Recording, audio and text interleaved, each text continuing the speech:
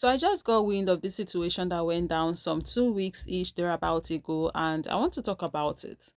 Another important part of CES for me is our speech program. I've been receiving speech services since first grade. I I'm too attend privileged. Mr. Goldman and two other students on Fridays. He delivers lessons and helps us fit those skills into our Black lessons. schools that like they're This helps us they're become just they're productive, too dumb to know confident, they're in a bad and school. independent in our class. I mean, but apparently These Martin Luther King said it. Like if you train a black person well enough, they'll know to use the back. You don't have to tell them anymore. They're just Allison listening. Friedman. Allison Friedman, what you're saying is absolutely hearable here. You've got to stop.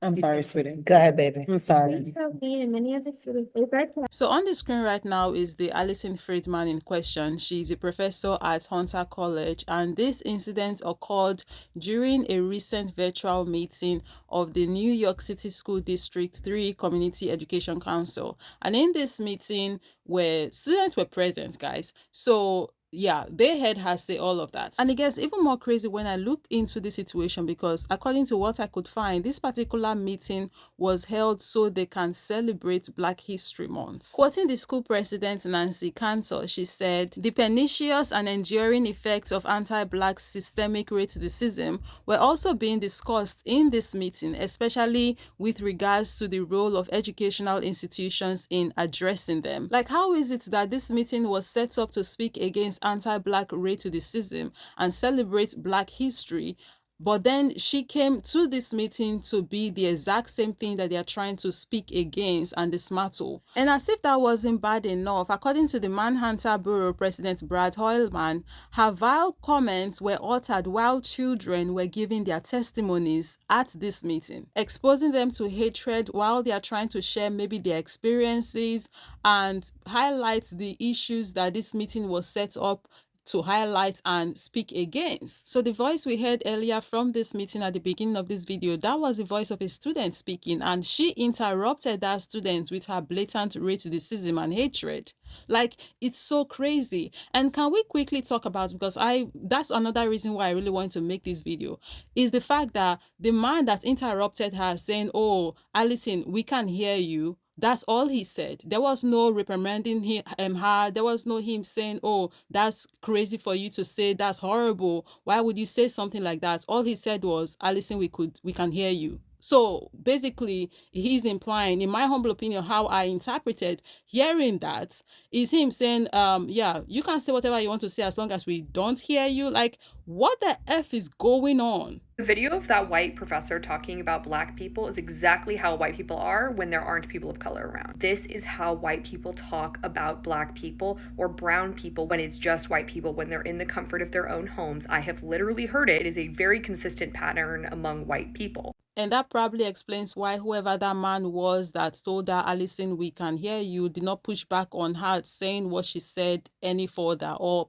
at all for that matter, because like there was no pushback from him. And in my humble opinion, that's very telling. So after the video of this virtual meeting was shared on the internet and she started getting criticized, she shared a statement where she apologized for her comments during this meeting, where she said, in quotes, "I was trying to explain the concept of systemic racism to my child by referencing an example of an obviously racist trope. Due to an inadvertent unmute, only part of that conversation was captured. My complete comments make clear these abhorrent views are not my own, nor were they directed at any student or group. However, I recognize these comments caused harm and pain. While that was not my intent, I do truly apologize." Am I the only one who's not buying this? Am I the only one who thinks that our reason and or excuse don't make any sense, that is not adding up? Am I the only one who don't believe that she's sorry for saying what we all heard her say?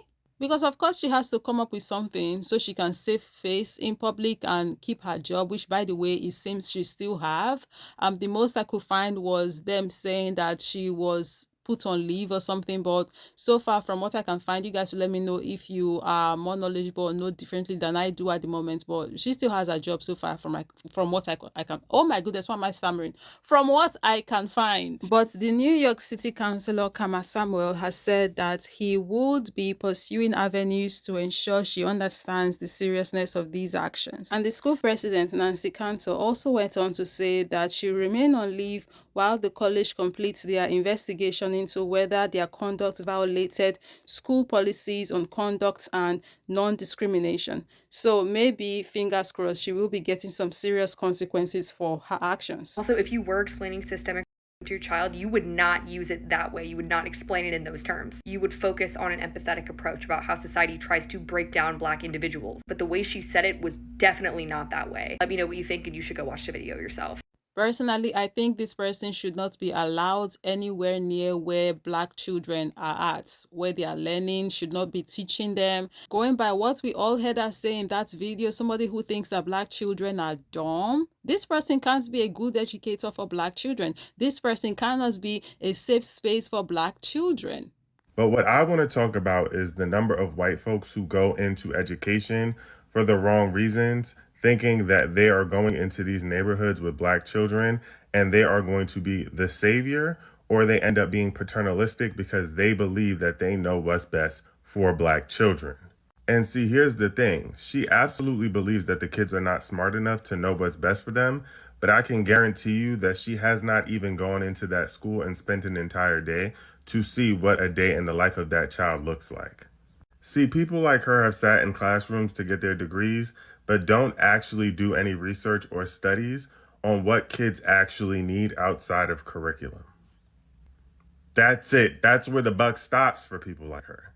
And the fact that she was so candidly speaking that way, we should know that she speaks like that amongst her peers, which means that we're putting people out into the workforce who don't actually believe that Black and brown kids can achieve or do well in school. And the kids feel that, know that, and are less successful because you've already come in with the mindset that they don't have the intelligence enough to know what is good for them. I've had white people come in and tell me what they think is best for Black and brown children, as though I was not a Black boy and I'm not a grown-ass Black man. So I can tell you that they believe that they're smarter than everyone else. The only difference between her and the rest of them is that she got caught. And it's crazy because as an educator, you should know better, right? Not only because you were trained in school to not speak down on children. And I'm saying this as an educator myself. I studied educational management in school. I'm a trained teacher, documented, licensed, whatever you want to put it. Like, I was trained in college 3 years, and then I went to university for an extra 4 years for this, right? So I'm trained for this.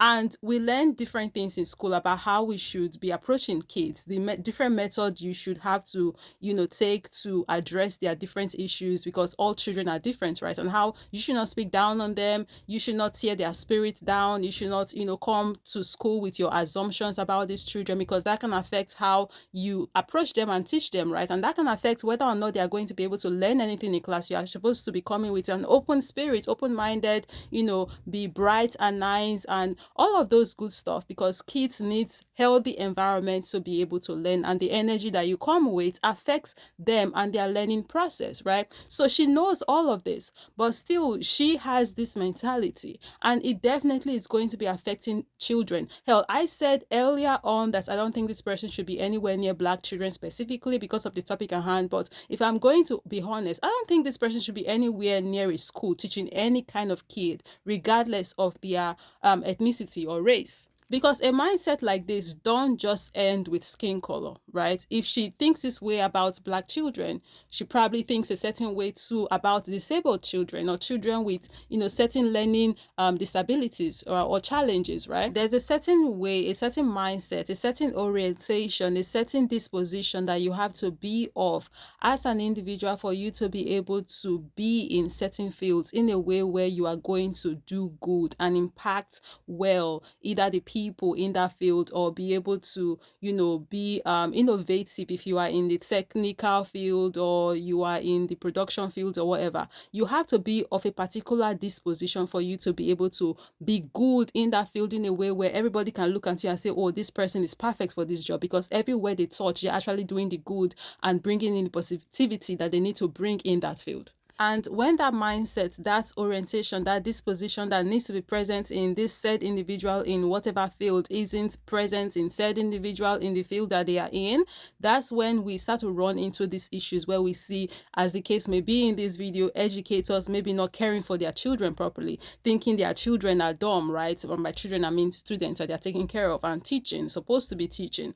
You see them maybe even hitting them, right? Abusing them. Some time back, I made a video where I said I'm going to put the video up for those who want to check that video out. It's not related to this topic at hand at all, but I'm referencing this video because I did say in that video that I think certain people go into certain industry because of the power that they have in this industry, and they go intentionally. If I'm not mistaken, narcissistic individuals.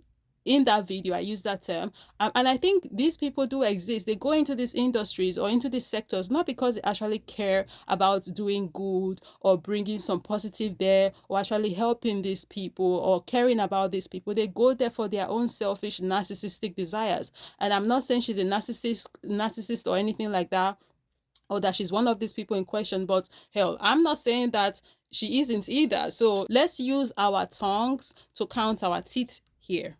This situation is absolutely blood boiling, pissed me off majorly, and the fact that this happened during Black History Month, not that it would have been better if it happened at a different time, but the fact that it was Black History Month and in a meeting that was set up to celebrate Black history and talk about the systemic issue that is anti-Black racism and how that affects Black people and more specifically Black students in this case, right? That all of this went down, that she did it, is like so crazy to me, guys. It's absolutely insane. The fact that it's 2026 and we're still having these conversations, like these people, the way they are holding the entire human race back, like I'm so bloody sick and tired of it. I'm tired. Like now I'm thinking about the Black children that she has encountered before and what their experiences must have been. Like nobody should have to be living like this. Like it's 2026. Why can't we just move on? Why can't these people grow up, for goodness sake? And they are quote unquote educated people. I've seen some of them make excuses talking about, oh, our ancestors did not know better. That's why they did all of the crazy stuff that they did in the past, right? But now, what excuse do they have though? With all of the education, they'll be going to school, getting degrees, doing all of this stuff, but they can't seem to be able to educate themselves away from racism. Like it's absolutely insane, guys. But what are your thoughts about all of this? Let me know down below in the comment section. Let's continue this conversation there. Thank you very much for watching, and of course, as always, I'll be catching you in the next one.